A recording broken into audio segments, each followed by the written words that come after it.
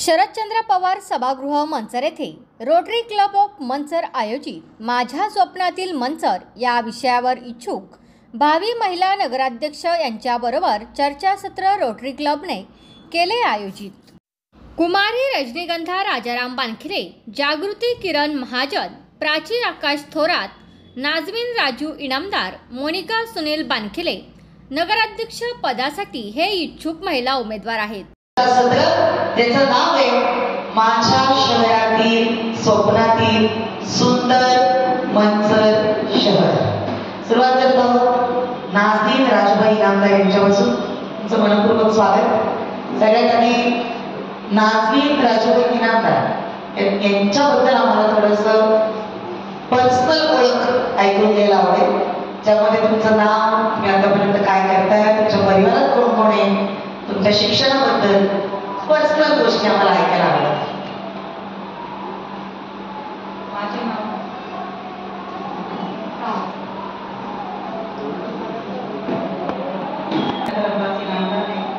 मैं राजू इनामदार, मंचर उपसरपंच, माजी उपसरपंच की वाइफ हूँ।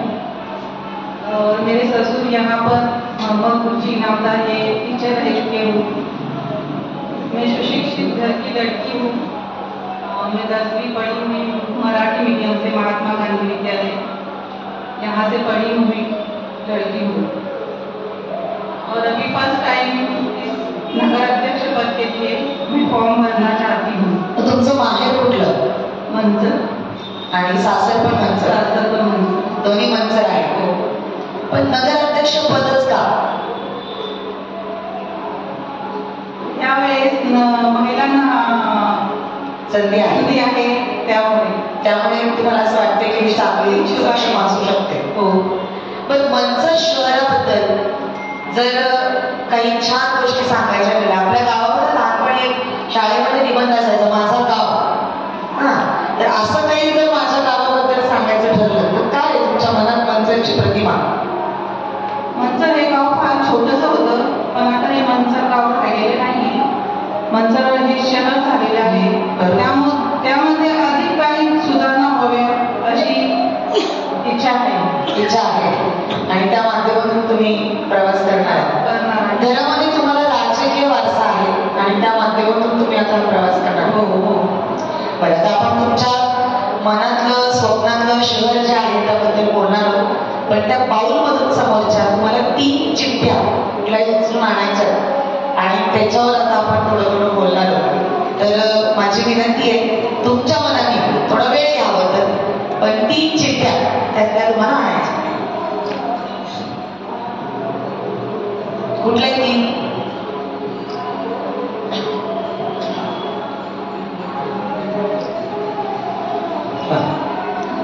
येस, तर 3 चिठ्ठ्या माझ्या हातामध्ये आल्या। देता नाजमीन भाभींसाठी टाळ्या वाजूया। बघत काय मुद्दे आले त्यांच्या वाट्याला, ज्या मुद्द्यांवर ते स्वतःला सिद्ध करू शकणार आहेत आणि मंचर शहराच्या नागरिकांसमोर आपलं मनोगत मांडू शकणार आहेत, त्यांच्या स्वप्नातलं शहर मांडू शकणार आहेत। तर सुरुवात करूया।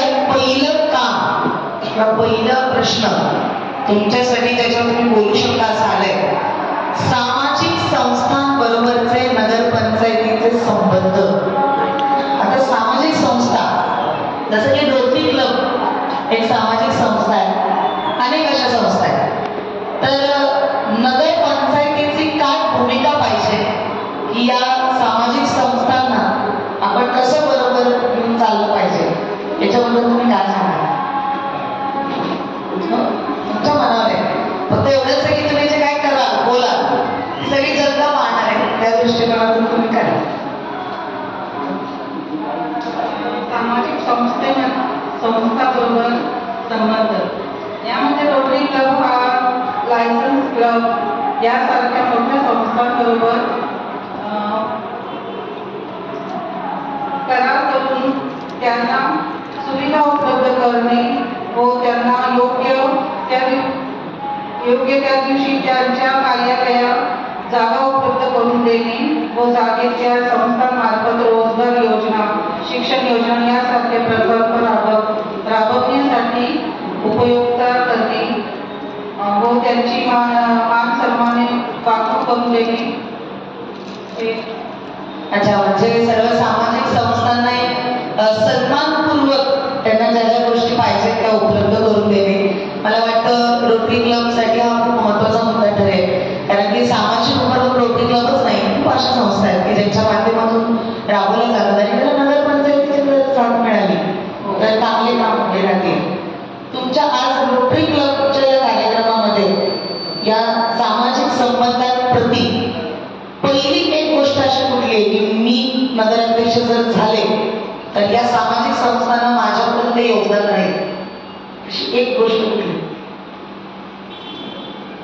मी आता जे सांगितलं त्याच्यापैकी पण सांगू शकतात, पण एक प्राधान्य तुम्ही सांगायची, एक पहिली पिढी झाल्या ही गोष्ट करेल.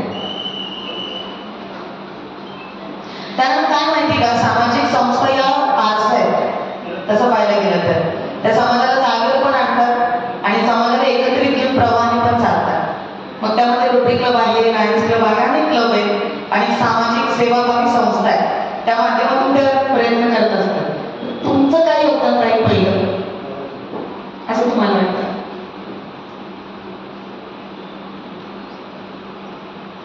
त्यापैकी सांगितलं तरी चालेल.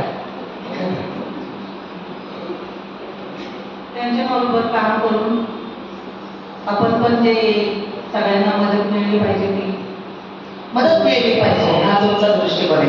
बघूया दुसरी चिठ्ठी आणि त्याच्यामध्ये काय आलेलं आहे ते म्हणजे सगळ्यात महत्वाचा विषय आरोग्य.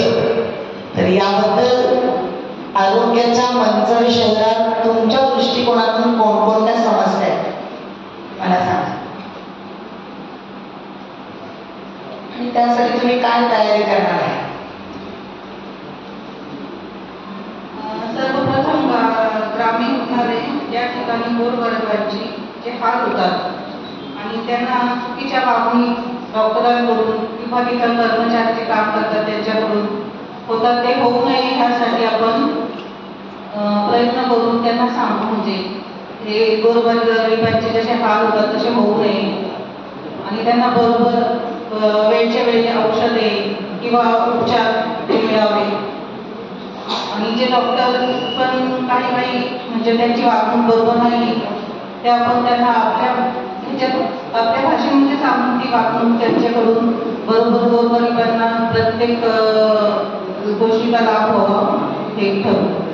आरोग्याच्या बाबतीत तुमच्या डोक्यामध्ये सगळं प्लॅनिंग आहे. मला असं वाटतं की आरोग्याच्या प्रश्नांकडे सगळ्यात जास्त गांभीर्याने बघायला पाहिजे, कारण की सगळ्या गोष्टी भौतिक असल्या आणि आरोग्य ठीक नसेल तर त्या भौतिक गोष्टी पण उपभोगण्याचं मला असं वाटतं काही साधन नाहीये. त्यामुळे आरोग्य खूप महत्वाचं आहे.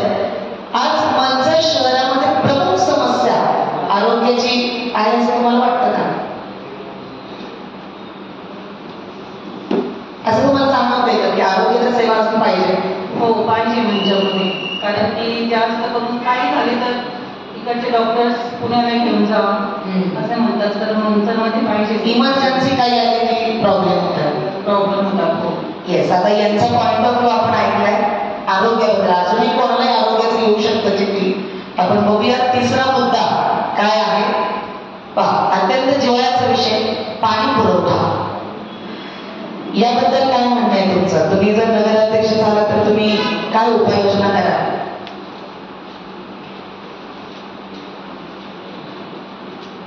माझी इच्छा आहे म्हणजे आज थोडंसं मोकळं वातावरण ठेवूया. अजिबात गडबड घेऊ नका, कशाचं गप्पा मारायच्या माझ्याशी. मी छान प्रश्न विचारते की नाही, माझ्याकडे कुठली स्क्रिप्ट नाही, एकदम छान मनाला वाटेल तसं. आणि मला रोटरी क्लबला जे अपेक्षित आहे ना ते असं आहे, मी एका वाक्यात सांगते की मी नगराध्यक्ष झाल्यानंतर मी काय करणार, बस एवढंच भविष्यातलं बोलायचं सगळं. आणि मला असं वाटतं तेच मुद्द्याचं आहे. कामाचं बोललं गेलं पाहिजे. आज नुसती चर्चा नको, तर कामाची चर्चा झाली पाहिजे. तर त्या मुद्द्यांवर आपण गप्पा मारूया, चर्चा करूया.